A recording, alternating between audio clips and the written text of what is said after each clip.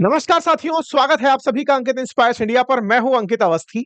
खबर आज धोखे की। धोखा हुआ है ट्रंप के साथ। जी हां साथियों, ट्रंप के साथ धोखा किया है उन्हीं के कुछ मिलने वालों ने, या कहिए कि उन्हीं के पार्टी से वास्ता रखने वाले, कहिए तो वेस्ट के देशों ने। वेस्ट के देशों में एक तरफ है यूके के प्रधानमंत्री, कनाडा के प्रधानमंत्री और ऑस्ट्रेलिया के प्रधानमंत्री, और साथ में खड़ा है इनके पुर्तगाल। आज चार देशों ने मिलकर ट्रंप को उनकी नीतियों के खिलाफ रास्ता दिखा दिया। क्या किया? चार देशों ने मिलकर कह दिया है कि वो फिलिस्तीन को एक नए देश के रूप में मान्यता देने जा रहे हैं। हालांकि इस बात से इजराइल आग बबूला हो गया और कहा कि अब फिलिस्तीन का नामो निशान मिटा देंगे। इस तरह से यूएन में 150 देश आज ऐसे हो चुके हैं जिन्होंने फिलिस्तीन को एक स्वतंत्र देश के रूप में मान्यता दे दी है, और फ्रांस भी आने वाले 2 दिन के अंदर यूएनजीए की बैठक में इस अनाउंसमेंट को कर देगा। नेतन्याहू का भड़कना बहुत लाजमी है। इसके साथ साथ ट्रंप अब दुनिया में अकेले पड़ते दिखाई दे रहे हैं, जो इजराइल के साथ खड़े होकर के फिलिस्तीन के अस्तित्व को स्वीकारते ही नहीं है।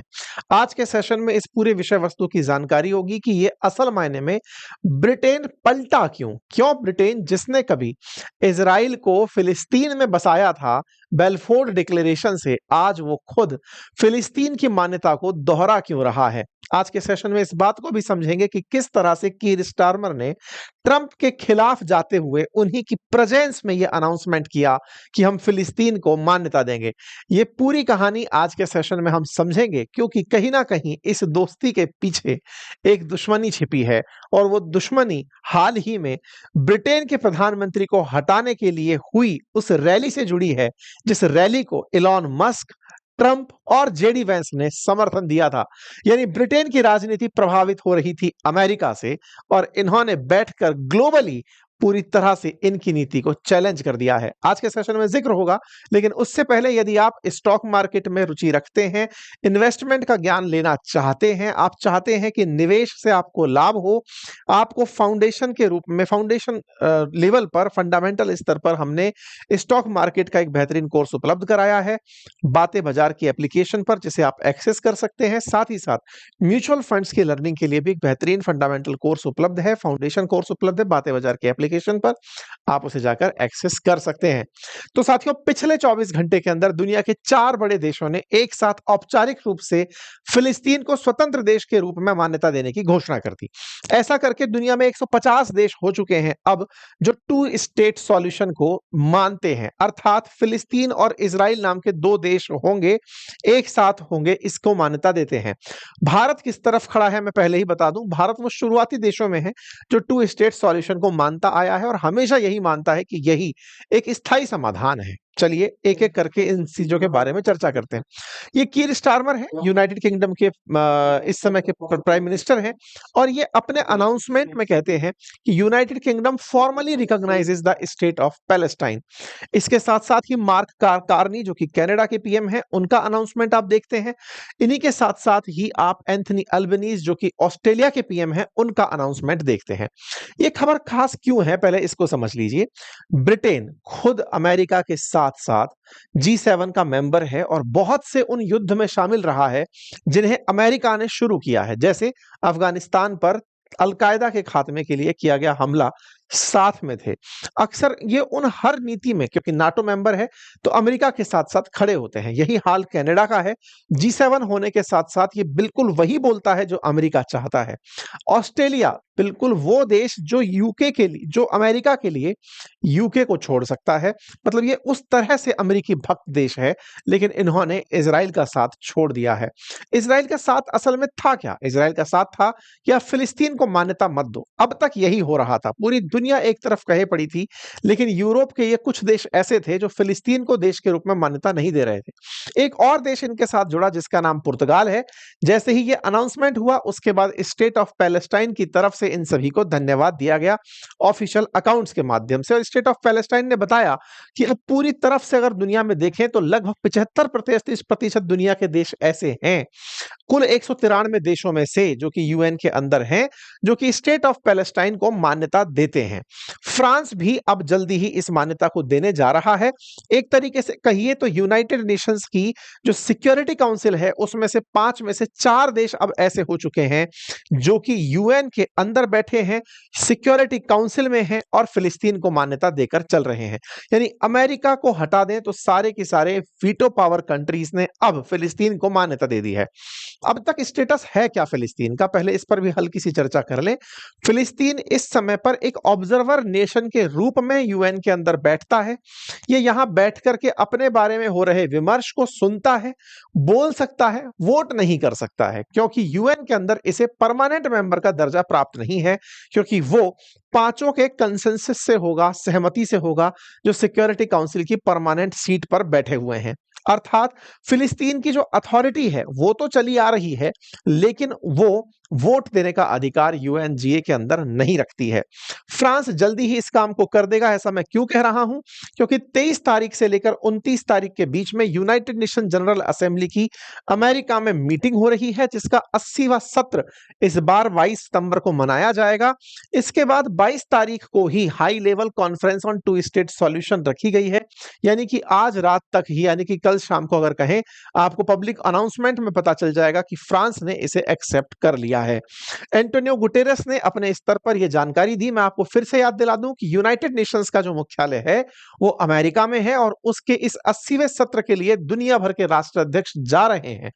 भारत के प्रधानमंत्री का भी जाना अपेक्षित था, लेकिन प्रधानमंत्री ने अपने स्थान पर विदेश मंत्री को भेज दिया है। आज हमने ट्वीट करके भी जानकारी दी थी कि सीरिया के जो अल सुजा नाम के प्रेसिडेंट हैं, जो कि कभी अमेरिका के द्वारा मोस्ट वांटेड आतंकी कहे गए थे, वो आज अमेरिका पहुंचे हैं। ऐसे तमाम दुनिया के नेता, पाकिस्तान के प्रधानमंत्री भी पहुंच रहे हैं। यानी यूएनजीए की इस बैठक के अंदर दुनिया भर के नेताओं को हर साल अमेरिका जाना होता है, लेकिन जिन्हें ट्रंप के साथ या अमेरिकी प्रेसिडेंट के साथ बातचीत करनी होती है वो प्राथमिकता से जाते हैं, बाकी अपने प्रतिनिधि के रूप में विदेश मंत्री को भेज देते हैं। भारत ने कुछ वैसा ही किया है, यानी कि भारत ने मैसेज में यह कह दिया है कि हम ट्रंप से बातचीत करने के लिए अभी नहीं आ रहे हैं। ठीक है साहब। तो ब्रिटेन ने फ्रांस से आगे निकलते हुए पहले ही फिलिस्तीन को मान्यता दे दी है। मैं आपको थोड़ा सा इसका ब्रीफ इतिहास बता देता हूं, हालांकि मल्टीपल टाइम बता चुका हूं, फिर से बता देता हूं। वंस अपॉन ए टाइम फिलिस्तीन नाम की जो जगह थी ये कभी ऑटोमन एम्पायर के अधीन हुआ करती थी। 1914 से 18 के बीच चले प्रथम विश्व युद्ध के अंदर ऑटोमन्स को यूके और फ्रांस के गठबंधन ने हरा दिया था और इस क्षेत्र पर कब्जा कर लिया था। यानी हारने के बाद जब ऑटोमन्स को हराया तो ये पूरा क्षेत्र ब्रिटेन के, फ्रांस के कब्जे में आ गया, यानी विजेताओं के हिस्से में आया और हिस्से में पड़ा ब्रिटेन के। ब्रिटेन ने प्रथम विश्व युद्ध के दौरान ही जूज लोगों का समर्थन प्राप्त करने के लिए एक डिक्लेरेशन अनाउंस किया जिसका नाम बेल्फोर डिक्लेरेशन था, जिसमें यह कहा गया था कि जर्मनी के साथ रहने वाले जो जूज हैं, जर्मनी में रहने वाले जो अमीर लोग हैं, जो यहूदी समुदाय से हैं, उन्हें एक अलग देश दिया जाएगा। उन्हें प्रथम विश्व युद्ध के तुरंत बाद एक अलग राष्ट्र की गारंटी दी गई थी। कहते हैं कि इसी के चलते प्रथम विश्व युद्ध में यहूदियों ने जर्मनी का साथ नहीं दिया, जिसका गुस्सा द्वितीय विश्व युद्ध के होने का बड़ा कारण बना था। कहते हैं कि हिटलर की असली जो नाराजगी थी यहूदियों से, वो प्रथम विश्व युद्ध में उनका साथ ना देने के कारण थी। यही कारण था कि यहूदियों को एक अलग देश ब्रिटेन के अश्योरेंस पर मिला। ब्रिटेन के अश्योरेंस के चलते ही मई 16, 1948 को फिलिस्तीन में एक नए देश का गठन हुआ जिसका नाम इजराइल था। आप पूछेंगे 1917 से सीधा 1948 कैसे हुआ? इस बीच में यहूदियों को जैसे ही ये अश्योरेंस मिला, वो दुनिया भर से निकल कर फिलिस्तीन में जाकर बसने शुरू हो गए और एक दिन 1948 में उसे एक अलग देश के रूप में मान्यता दे दी। ये वो बेल्फोर डिक्लेरेशन है जो लॉर्ड रॉशफील्ड के लिए लिखा गया था। कभी रॉशफील्ड की कहानी सुनाएंगे, बड़ी मिस्टीरियस कहानी है, बहुत इंटरेस्टिंग कहानी है। खैर, फिलहाल के लिए ब्रिटेन ने 1917 में जो वादा किया था उसी के चलते ही फिलिस्तीन के दो हिस्से हुए और उसके बाद यरूशलेम संयुक्त राजधानी के रूप में या पहले इंटरनेशनली कंट्रोल्ड सिटी के रूप में रिकॉग्नाइज हुआ और इजराइल और फिलिस्तीन को दो अलग देश के रूप में मान लिया गया।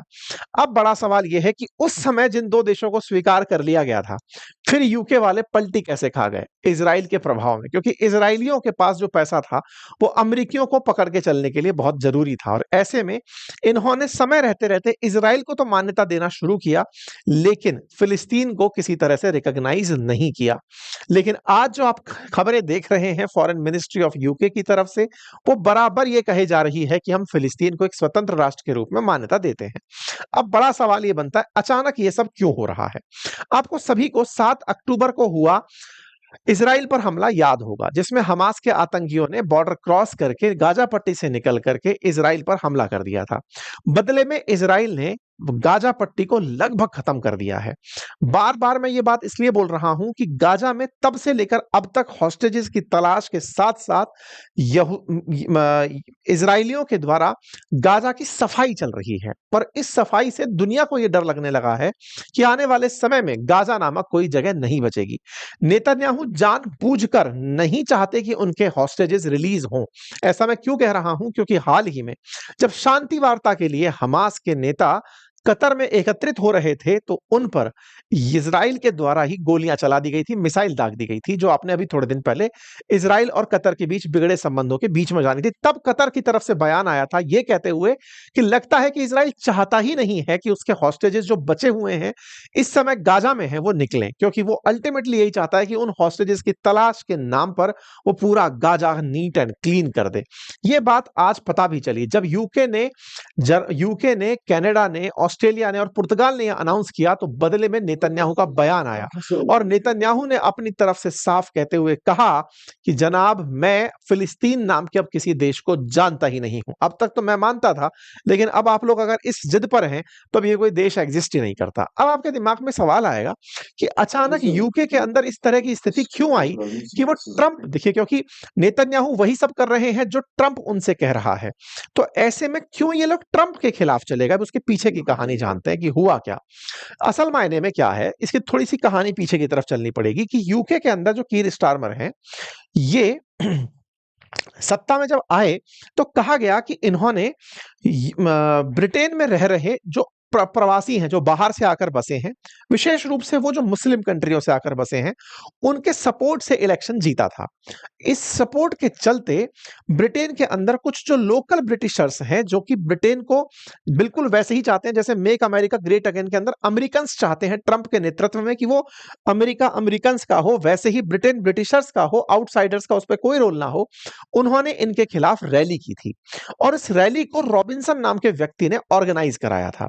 इस रैली में लाखों लोग सड़क पर उतरे थे। ये ज्यादा पुरानी बात नहीं है, ये मुश्किल से 5-7 दिन पहले की बात है, जब इन्हें हटाने के लिए पूरा मोमेंटम बन चुका था। मतलब चाह ये रहे थे कि इन्हें हटाने के लिए जनता सड़कों पर थी, रॉबिन्सन बयान दे रहे थे और रॉबिन्सन के साथ साथ इलॉन मस्क इस पूरी भीड़ को संबोधित कर रहे थे कि कीर स्टारमर को हट जाना चाहिए, क्योंकि ये वास्तविकता में ब्रिटिशर्स के लिए सही व्यक्ति नहीं है। ऐसे में चार्ली कर्क, जो कि अमेरिका के अंदर अमेरिकन का शासन हो इसके समर्थक थे, उसको याद किया गया इस रैली में। हमने इस पर सेशन किया बकायदा। ये रैली पूरी तरह से अमेरिका द्वारा प्रभावित थी, एलॉन मस्क के द्वारा, ट्रंप के द्वारा, जेडी वेंस के द्वारा। यहां पर मतलब रैली का आयोजन जो है वो आयोजकों द्वारा यह कहा जा रहा था कि हमें उनका सपोर्ट प्राप्त है। आप यहां पे देख सकते हैं चार्ली कर्क, जो कि मतलब अमेरिका के राष्ट्रपति के एकदम जिरोक्स माने जाते हैं, कहा जाता है कि वही इस पूरे नैरेटिव को चला रहे थे, उनका नाम ले लेकर के ये सारा काम हो रहा था। और ये सब क्या चाह रहे थे कि स्टारमर को हटा दिया जाए। हमने 15 सितंबर को अपनी पाठशाला उस पर यूट्यूब चैनल पर इस पूरे वीडियो के अंदर ये जानकारी दी थी। हालत ये हुई इस पूरे आंदोलन से कि इस समय 54% ब्रिटिशर्स ये चाहते हैं कि कीर स्टारमर को रिजाइन कर देना चाहिए। 15 सितंबर को यह घटना घटती है। इसके कुछ दिन बाद ट्रंप डिसाइड करते हैं कि वो ब्रिटेन की यात्रा पर जाएंगे। अराउंड 18 तारीख को ट्रंप ब्रिटेन की यात्रा पर पहुंचते हैं। यहां पहुंचते हैं तब तक कीर स्टारमर ये मन बना चुके होते हैं कि आप मेरे को हटाने की कोशिशें कर रहे हैं अमेरिका में बैठे हुए, कम से कम अब मैं आपको यह रिकॉग्नाइज करा दूं कि हम किस तरह से काम करते हैं। और हुआ भी यही। ट्रंप की प्रेजेंस में ही 18 तारीख को कीर स्टारमर ने ट्रंप की प्रेजेंस में ही यह बात बोल दी कि हम फिलिस्तीन को एक देश के रूप में मान्यता देंगे। हालांकि ये दोनों की जो वार्ता है, इस वार्ता का सार ये निकला कि दोनों एक दूसरे के सामने बोल रहे हैं, झगड़ नहीं रहे हैं। ये साफ बोल रहे हैं कि मैं फिलिस्तीन को मान्यता दूंगा। अब सवाल यह बनता है कि साहब, फिलिस्तीन फिलिस्तीन को मान्यता दोगे तो क्या हमास को रिकॉग्नाइज करोगे? इन्होंने कहा नहीं, हमास आतंकी समूह है, हम उसे आतंकी मानेंगे और कहेंगे कि वो हॉस्टेजेस को रिहा करे और जब फिलिस्तीन की नई सरकार बने तो उसके अंदर वो किसी भी प्रकार से पार्टिसिपेट ना करे। ट्रंप ने इस बात से इनकार कर दिया कि वो इस बात से कतई सहमत नहीं है। लेकिन कीर स्टारमर ने उनकी प्रेजेंस में अपना स्टैंड क्लियर करते हुए कह दिया कि हे ट्रंप, अब हम आपके पीछे पीछे हर गलत को सही करने नहीं निकल पड़ेंगे। गलत जो है वो गलत है। ये अपनी तरफ से ये बताने का प्रयास किए कि जो इस समय गाजा में ह्यूमैनिटेरियन क्राइसिस उत्पन्न हो रखा है, भूख के लिए लोग मर जा रहे हैं, जिस तरह के हालात वहां पर हैं, जिस तरह से इजराइल मासूमों की जान लिए जा रहा है, उसे रोकना होगा। हमास को प्रतिबंधित करना है, हमास को एक्टिवेट नहीं करना है, हॉस्टेजेस को रिहा करवाना, ये सब इनकी भी प्राथमिकता है, लेकिन इसके नाम पर जो आए दिन कत्लेआम हो रहा है उसे रोकना होगा। ऐसा कहते हुए इन्होंने अपनी तरफ से बात रख दी। लेकिन नेतन्याहू को यह बात कहां से पसंद आने वाली थी? उन्होंने कहा यह सारी बात करके तो आपने आतंकवाद को इनाम दे दिया। अब मैं आपको अनाउंसमेंट देता हूं और वो ये है कि जॉर्डन नदी के पश्चिम में, क्योंकि वेस्ट बैंक जॉर्डन नदी के वेस्ट में स्थित है ना, तो ऐसे में जॉर्डन नदी के पश्चिम में अब कोई फिलिस्तीन नामक देश बचेगा ही नहीं। यह अनाउंसमेंट इन भाई साहब ने कर दिया तंग होकर के कि अगर तुम लोगों को लगता है कि तुम फिलिस्तीन नामक देश चाहते हो तो ये मेरा भी अनाउंसमेंट सुन लो, अब मैं बचाऊंगा ही नहीं। आप लोगों को जब मैं इजराइल गया था तब मैंने एक वीडियो करके दिखाया था जिसमें मैंने बताया था कि मैं वेस्ट बैंक में जाकर के वीडियो किया था। मैंने बताया था कि ये वेस्ट बैंक दुनिया के लिए फिलिस्तीन है। इजरायलियों ने बकायदा वेस्ट बैंक के बड़े सारे हिस्से पर ऑलरेडी अपना कब्जा कर लिया है। यानी ये बहुत मुश्किल होगा भविष्य में भी कि वेस्ट बैंक में फिलिस्तीन और इजराइल को सेपरेट कर पाओ। इस बात को ही नेतन्याहू ने कहा कि अब वेस्ट बैंक में हम अपने सेटलमेंट और फास्ट करेंगे, हम फिलिस्तीन को वहां से साफ कर देंगे। और गाजा के अंदर तो पूरी तरह सफाई अभियान चल ही रहा है, बस ट्रंप से मिलकर चले आने दो। ट्रंप से मिलने के लिए नेतन्याहू जा रहे हैं क्योंकि यूएनजीए की बैठक में ये भी जाएंगे। तो ऐसे में ये वहां से पूरा आदेश लेकर आएंगे कि कर दो सफाई इस पूरे की। तो ऐसे में इन्होंने अपनी तरफ से जानकारी देते हुए पहले ही कह दिया था कि मुझे ट्रंप का इन्विटेशन मिला है, यूएनजीए की बैठक में जा रहा हूं। अब कुल 10 देश ऐसे हैं जो इजराइल को मान्यता देते हैं, फिलिस्तीन को नहीं। मतलब फिलिस्तीन को मान्यता जो नहीं देते, एक तरह से ये कहा जाए तो उनमें से इजराइल और यूएस, अर्जेंटीना, हंगरी, ये 4 बड़े देश हैं। बाकी सब चिन्नू मिन्नू टाइप के देश हैं।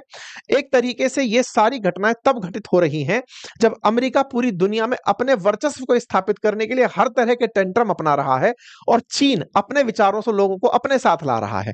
इसी पर चाइना ने अपना समर्थन फिलिस्तीन को देते हुए कहा कि हम उसके साथ हैं। कुल मिलाकर के अब इस बात को ऐसे कहा जा सकता है कि इजराइल के स्वतंत्र अस्तित्व के पक्ष में केवल अमेरिका है, बाकी सभी देश इंक्लूडिंग इंडिया सब 2 स्टेट सॉल्यूशन यानी कि इजराइल और फिलिस्तीन को एग्जिस्ट करें, इस बात पर यकीन करते हैं।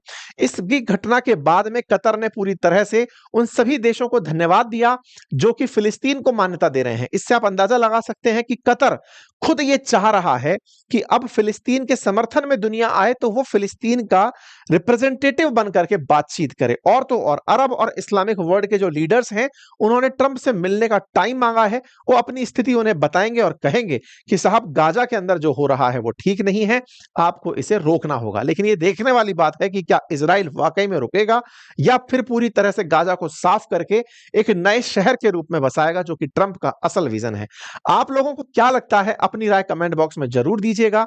चैनल पर नए हैं तो सब्सक्राइब कर लीजिए। यूएनजीए की बैठक में अगर कोई बहुत बड़ी घटना घटित होती है तो मैं आप लोगों को अवश्य अपडेट कराऊंगा। अगर आप राजस्थान से हैं तो आप लोगों के लिए अंकित इंस्पायर राजस्थान पर आज मैंने एक सेशन किया है जिसमें आप ये जानकर आश्चर्य करेंगे कि एक 4th क्लास की वैकेंसी के लिए, चपरासी की वैकेंसी के लिए कैसे पढ़े लिखे लोगों ने लाइनें लगा ली।